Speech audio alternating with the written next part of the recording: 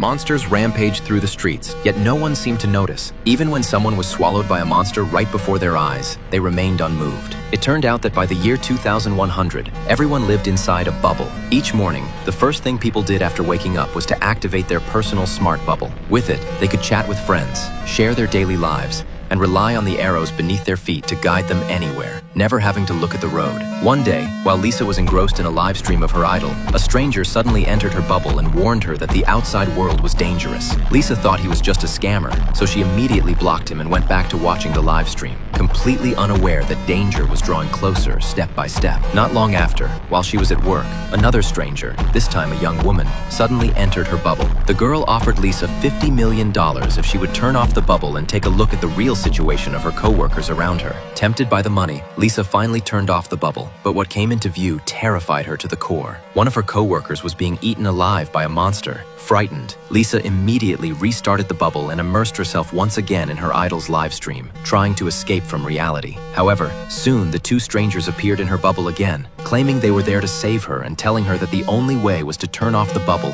and use her own eyes to avoid the monsters. Lisa hesitated for a moment, but eventually complied. She shut off the bubble and slowly moved away from her desk. But after just a few steps, she bumped into the desk. In a panic, she turned the bubble back on and followed the arrow to the elevator. But to her horror, she found a monster standing inside the elevator, yet the arrow still guided her forward. The two strangers shouted anxiously for her to turn around at once, but years of reliance had left her unable to disobey the bubble's instructions. Even with the monster just a step away, her legs felt nailed to the ground, completely unable to move.